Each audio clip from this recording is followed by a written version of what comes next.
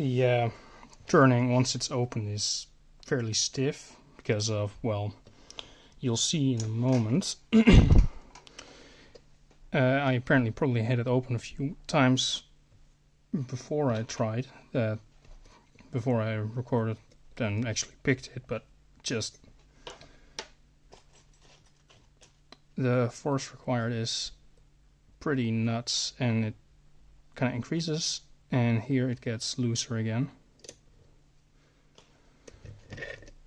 And let me tell you, the pins that are in here, I don't know how he, well, I know, don't really know how he did it, but the pins that are in here don't feel like the pins that should be in here.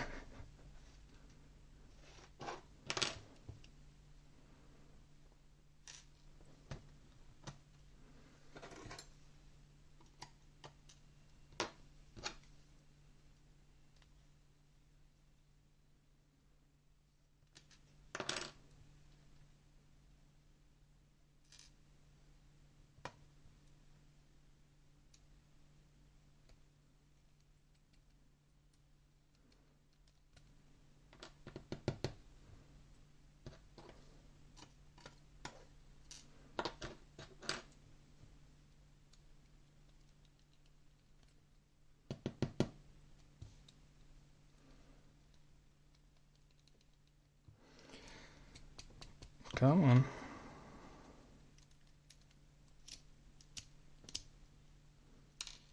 There we go. Oh yeah, I haven't really shown the key yet either. Yeah. That's a fun one.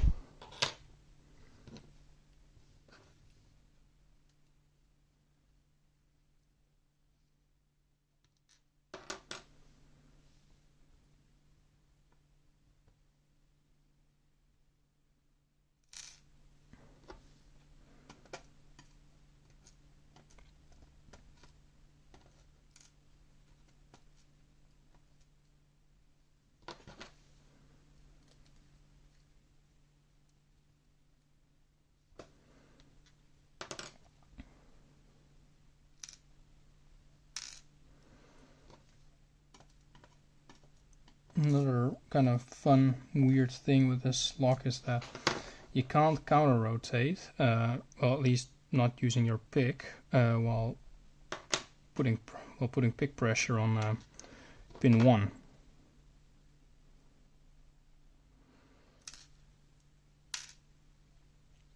And how we did that is really cool.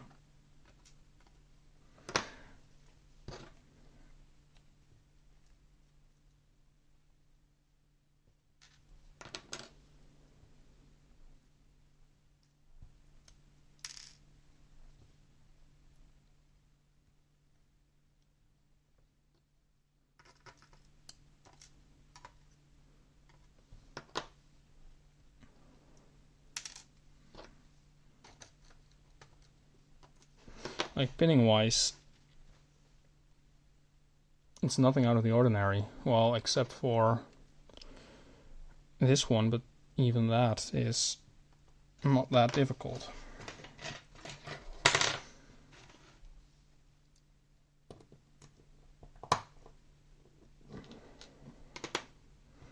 Yeah, that's because all of the magic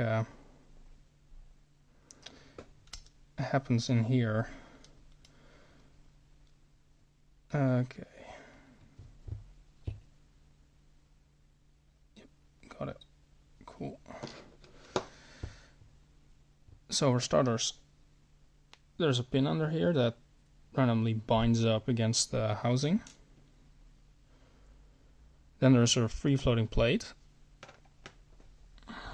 on top of chambers 1 and 2, and it's kind of curved like this because I'm told that the plan was to put gins in chamber 1 and 2, but Grav couldn't pick it when he did that, so yeah. And I'm honestly doubting the fact that I could either, but the keyway is just annoying. You can't really go up from the bottom you have to sit on that ledge, but a huge flat there. It's a really deep, just cut for extra false set. There's threading in 3, 4, and 6, and this was to bind up against the core, but I believe this was for some sort of clutch that would basically have you not be able to counter-rotate out of a false set once you've entered it. And one of the reasons why he, didn't include that here is you'd have to gut the entire lock to rotate it back, which you can't really do with a challenge lock because that defeats the purpose of doing it blind.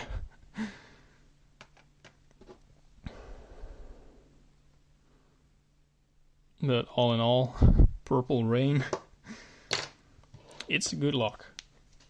Very nicely made.